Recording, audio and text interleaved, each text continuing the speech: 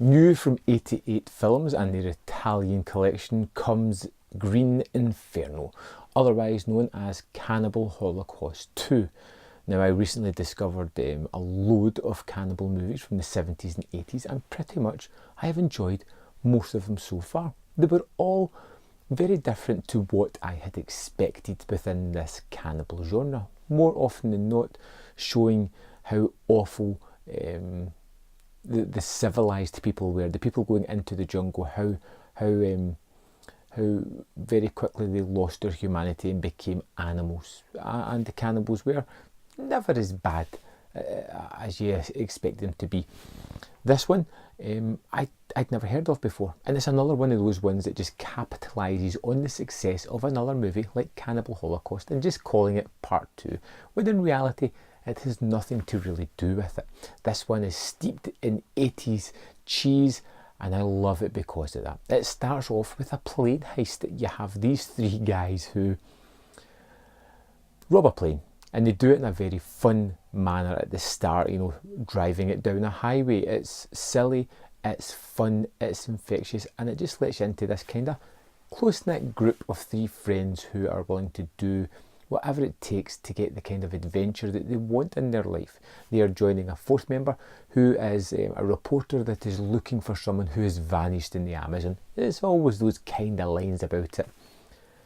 And then basically these four people on adventures trying to find this guy, trudging their way through the Amazon, discovering various things. It's a plot that doesn't really matter because it's very thinly etched throughout it. This is very much a fun representation of a cannibal movie. I don't think there is actually any cannibals in it that I can think of, but there is lots of tribespeople, there are lots of bad people, and this is primarily very much like the form of a Scooby gang. They go into the jungle, they run out of fuel, they have to go and help some guy catch some monkeys. That's not a joke, that has actually happened. Then they move on to the next part, they discover something else, they move on to the next part, they discover something else, they help that. And it's incredibly fun and infectious. There's nothing particularly serious or gross out or gnarly about it. It is just a fun, infectious movie. And reading the reviews after I watched this, I was kind of weirded out by the fact that everybody seems to hate on it.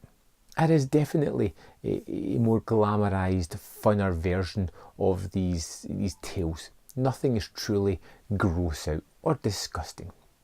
It's just fun moments. And like I said, it seems to just jump along very thinly put together scenes just to say pad out the time, but it never feels like filler. It feels like an interesting little segment before they move on to something else. There's a sidestep where they go and catch monkeys, which is particularly fun. Then they get caught by the cannibals and you start to think, right, here's where the movie's going now, but then the cannibals, let them go. Because they can understand English. It's silly, but it's fun at the same time. There's another moment where they help this guy catch anacondas so he can make his broth mix.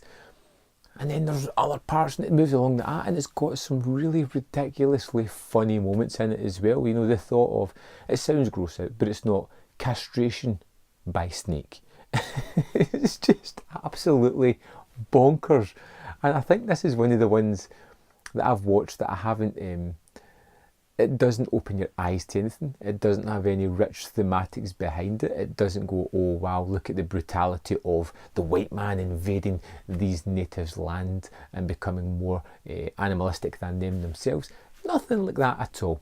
It's just fun, highly entertainment, silly moments of just sheer joy. This is one that I can see myself going back to several times to revisit because I had so much fun with it. Ludicrous, yes. Just nondescript, kind of jumping all over the place. I like it. I like the look of the movie. I like the characters. I like the things that happen in it. And even the ending where I thought something was going to happen that was going to annoy me, it didn't. They quickly backpedal and solve all that out for me. I thought Green Inferno, aka Cannibal Holocaust 2, was one hell of a fun ride. I super enjoyed this one. I can't have anything other than good things to say about it. Even the bad points to this movie made it better for me. I thought it was really enjoyable.